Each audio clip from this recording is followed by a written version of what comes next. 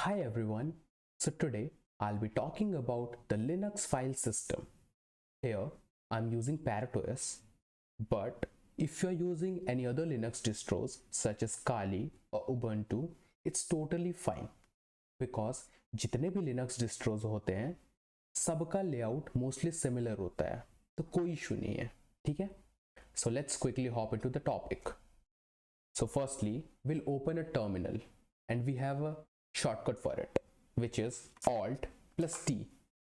देखो शॉर्टकट सबको आने चाहिए क्योंकि शो ऑफ करने के लिए बेस्ट होते हैं, तो याद कर लो Alt plus T to open a terminal. Okay, so जो सबसे पहला डायरेक्टरी है जिसके बारे में हम बात करने वाले हैं वो है /bin directory.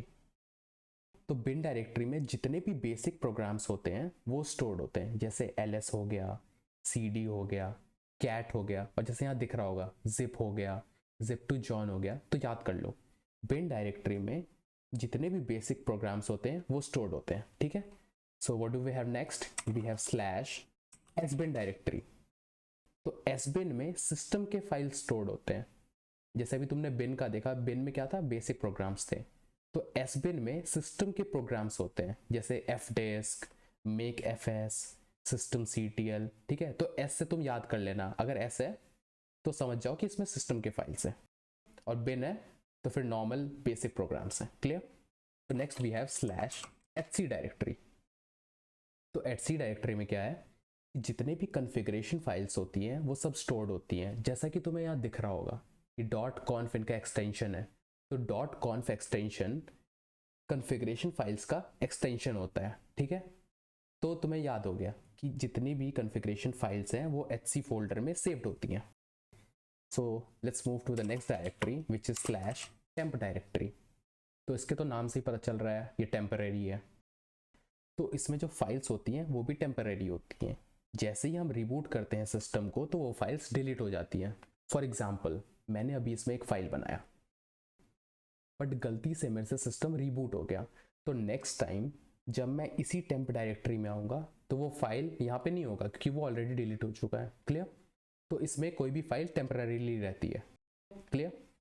So let's move to the next directory which is user/share. तो इसमें क्या होता है कि एप्लीकेशन सपोर्ट और डेटा फाइल्स होती हैं. चलो मैं इसका एक एग्जांपल देता हूँ. जैसे तुमने कोई सामान खरीदा, उसको अनबॉक्स किया, तो उसमें एक मैनुअल होता है जिसमें लिखा होता है how to use the product, blah blah blah, मतलब प्रोडक्ट के बारे में सारी इन्फॉर्मेशन होती है. तो वैसे ही लिनक्स में भी मैनुअल्स होते हैं, ठीक है? जैसे अभी तुमने देखा होगा कि मैं ls कमांड यूज़ कर रहा था, तो भाई मैं उसका मैनुअल देखना चाहता हूँ, तो कैसे देखूंगा?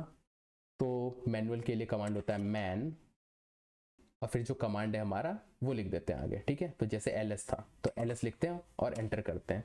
तो देखो यहाँ लिखा गया ls क्या करता है? लिस्ट करता है डायरेक्टरी कंटेंट्स को. बट मेन कैच क्या है यहाँ?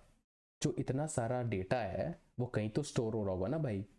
तो यही डेटा हमारे यूज़र शेयर में स्टोर हो रहा होता है. तो जितने भी मैनुअल्स होते हैं, हेल्प मेन्यू वगैरह जो भी होते हैं, डिक्शनरी वगैरह होते हैं, वो सारे यूज़र शेयर में स्टोर होते हैं, ठीक है? ऐसे और भी डायरेक्टरीज हैं बट जो भी मैंने बताया वो बहुत ही इंपॉर्टेंट है, तो इसे तुम ढंग से देख लेना. Clear? So I hope I will be concluding it now. So I'll see you in the next video. Bye bye.